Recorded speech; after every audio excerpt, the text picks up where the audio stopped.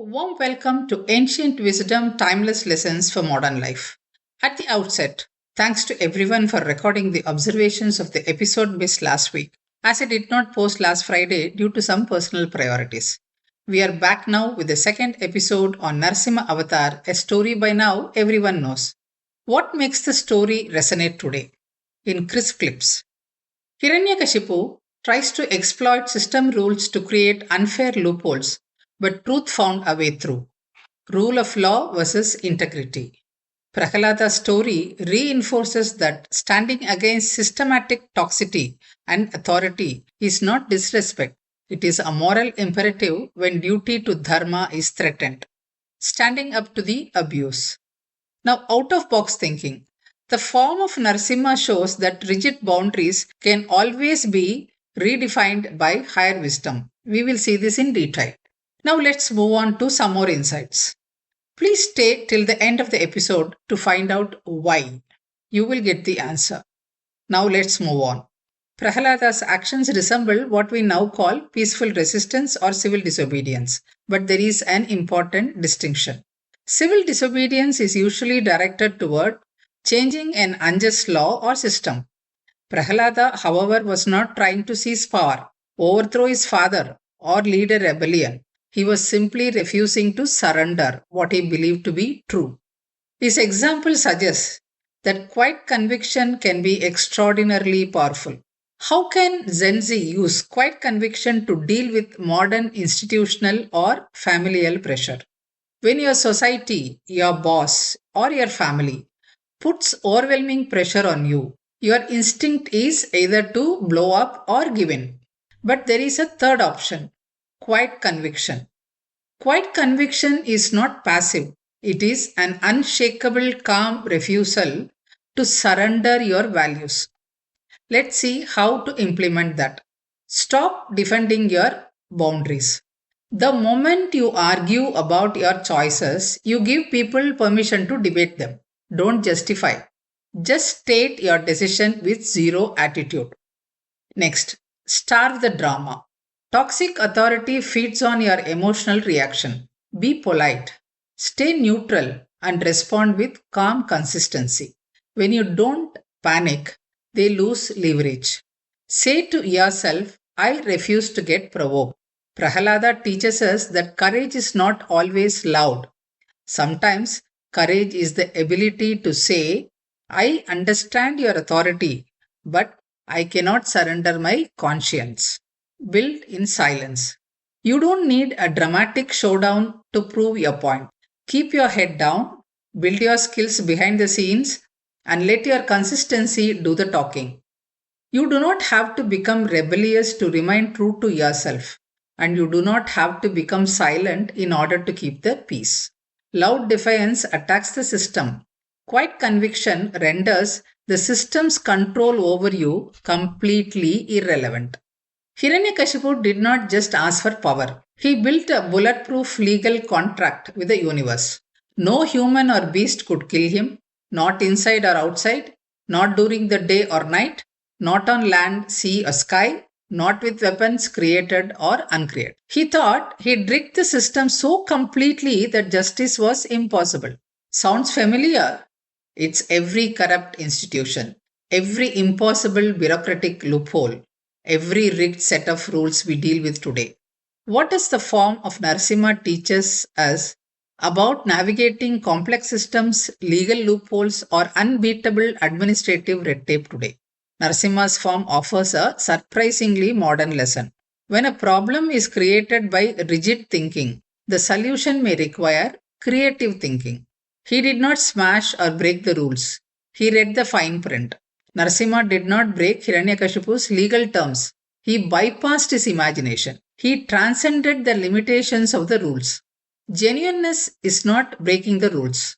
It's understanding the system so deeply that you manifest a solution it never saw coming. Here is a timeless lesson for modern life. When a system seems rigged against you, don't break the code. Redefine the parameters. What can this teach us today?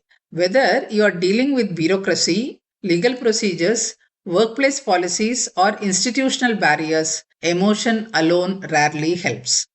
Narasimha's appearance reminds us that a deep understanding of the structure of a problem is essential. So, understand the system before fighting it. Do not mistake loopholes for wisdom. People sometimes believe that if something is technically permissible, it must also be morally right. The story suggests otherwise. Cleverness without ethics eventually collapses. Binary thinking often creates blind spots. Many modern systems force us to think in opposites: success or failure, friend or enemy, tradition or modernity, science or spirituality. Narasimha stands precisely in the space between such categories. Patience and timings matter here. The intervention did not happen immediately in the Narasimha avatar. It happened at the right moment. Knowing when to act can be as important as knowing how to act. Perhaps the greatest lesson is this: not every wall should be broken. Some walls are meant to be understood, some are meant to be climbed, and some are meant to be walked around. That's the wisdom of Narasimha, not brute force, but intelligent action guided by a higher purpose. When we fight even for a righteous cause, the anger drains you out and you feel miserable in spite of the successful outcomes. How do you cool down after fighting a huge battle? What is Prahlada principle for de-escalating anger and finding the emotional balance? When Narasimha destroyed Hiranyakasipu, the battle was over, but the fury wasn't. The avatar's rage was so terrifying that even the gods could not approach him. Who finally calmed him down? Not an army, not a weapon, a small child. Prahlada did not meet Narasimha's violent fury with panic, fear, or counter aggression. He approached with total surrender, composure, and unconditional empathy. That's the Prahlada principle. He offered prayers, not demands. His prayers, known as Prahlada's Stuti, reveal a remarkable insight. He does not ask for wealth, power, revenge, or rewards. Instead, he asked that the seeds of desire, anger, and ego be removed and that all beings be blessed. In a sense, Prahlada answered fury with fearlessness and power with love. In a world fueled by outrage algorithms, toxic comments, and screaming matches, fighting fire with fire just burns the house down. The Prahlada principle proves that regulated emotion always absorbs unregulated emotion. You don't match the volume of the room, you lower your frequency so grounded and so steady that the room is forced to match you. Symbolically, the story teaches us something deeply human.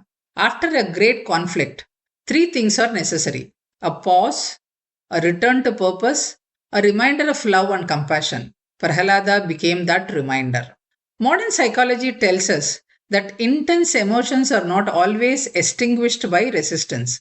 Very often, they are transformed by connection, reassurance, and the restoration of meaning. Prahlada did exactly that. Now, imagine for a moment that Prahlada had not been there. This, of course, is a symbolic question, but it carries an important lesson. Narasimha represents a force that destroys injustice. But when any force, however noble, continues unchecked, it can become overwhelming. The story seems to suggest that justice must ultimately be guided by compassion. Without Prahlada, the symbolism would be striking. Anger would remain without purpose, power would remain without tenderness, destruction would continue without restoration, fear would replace devotion. Prahlada's presence completes the cycle. Hiranyakashipu's death ends tyranny. Prahlada's prayers restore harmony. Now, a lesson for the younger generation. People often ask how to recover after a major argument, a personal struggle, a betrayal, or a difficult period in life. Prahlada's answers might be like this: do not carry the battle inside you forever. Remember why you fought in the first place. Return to your values. Let wisdom enter where anger once stood. The battle may protect the world, but only compassion can heal it. That is why Narasimha and Prahlada stand together. One represents strength, the other represents gentleness. One destroys darkness, the other brings back the light. Here, now we should also know the difference between the righteous anger versus the toxic rage. Narasimha's anger was terrifying, but it was protective. Hiranyakashipu's anger was destructive. That's the difference between the righteous anger and the toxic rage. Toxic rage is ego driven. It's personal, reactive, and obsessed with tearing someone down.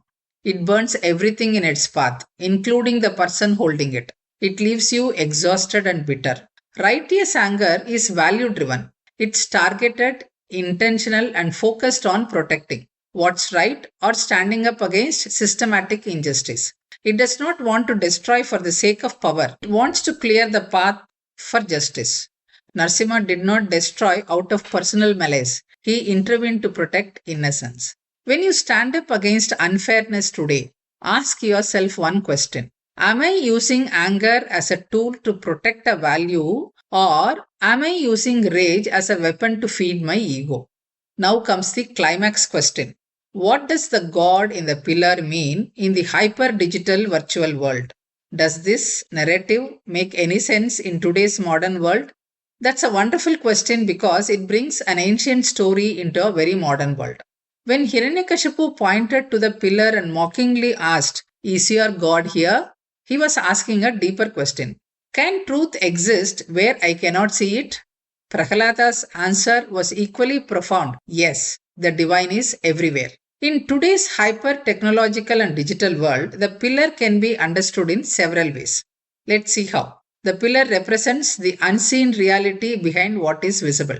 We trust many things that we cannot see directly, like electricity, radio waves, gravity, data moving across the internet, artificial intelligence algorithms. We experience their effects even when we cannot see them. The story reminds us that not everything that is real is immediately visible. The pillar represents the ordinary world around us. A pillar is not a sacred mountain or a heavenly throne. It's an ordinary object. The message is simple. The extraordinary often reveals itself through the ordinary. In a world obsessed with novelty, speed, and constant stimulation, this is an important lesson. The pillar can also be said to represent the limits of human certainty. Hiranyakashipu was absolutely convinced that the pillar was empty. Many of us make similar assumptions today. If science cannot explain it, yet it cannot exist. If I cannot measure it, it has no value. If I cannot profit from it, it is useless. The story warns us against arrogance, not against knowledge. The pillar represents the human heart and mind, to be said. Our attention is constantly pulled outward today. Notifications, endless scrolling, advertisements, algorithms, artificial intelligence. The story of Narasimha asks us to turn inward and ask another question. What if the truth we are searching for is closer than we think?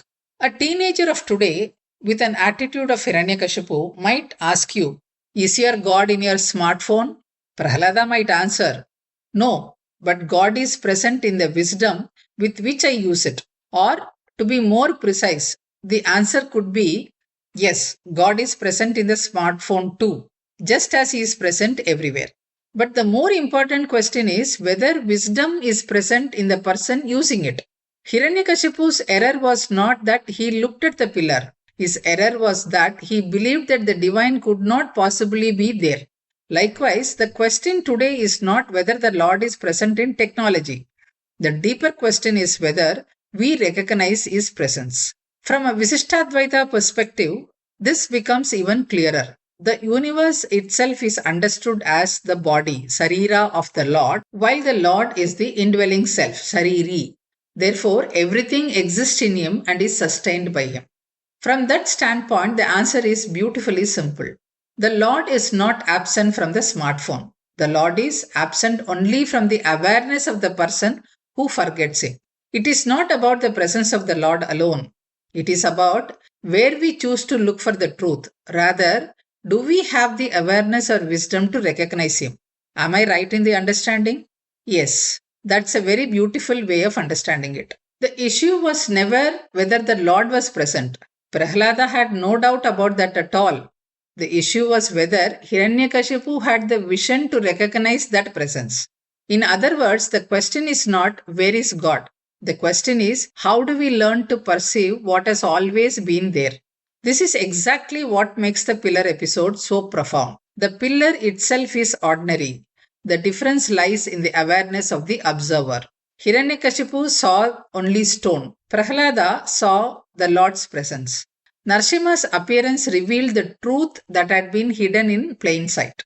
This does not mean that every object is worshipped in the same way or that everything is identical to the Lord. Rather, it means that the Lord pervades, sustains, and transcends everything. That is why the episode is as relevant today as it was thousands of years ago. In a world overwhelming with information, technology, opinions, distractions, the challenge is not the absence of truth. The challenge is the absence of attention, awareness, and discernment. The divine presence is constant, human awareness is not. Or, in even simpler words, the pillar was never empty, it was only thought to be empty. And perhaps that is the lesson Narasimha leaves us with. The greatest discoveries are not always about finding something new. Sometimes they are about learning to see what has always been there. Now, many questions are tried and answered addressing today's life. If you feel any of your questions still remain unanswered, please do share in the comments box. We will try to work on that. Why should we? We should equip ourselves with the right kind of knowledge and openness to address the doubts and questions raised by our younger generations who are caught under the umbrella of reasoning and logic for everything, which is not always wrong. That apart, unless we are convinced and equipped and have the openness for a healthy share, I need not tell you, we are already facing the consequences of the misinformation about our ancient heritage, culture, and wisdom. I am trying my bit and need all your support and share. If you feel so, please subscribe, share, and support the channel at Raji's Reflections. Next week, we will explore another fascinating incarnation in the Dasavatara series, another timeless lessons that still speaks to our lives today. Until then, this is Raji wishing you good health, inner balance, and a heart that continues to seek wisdom.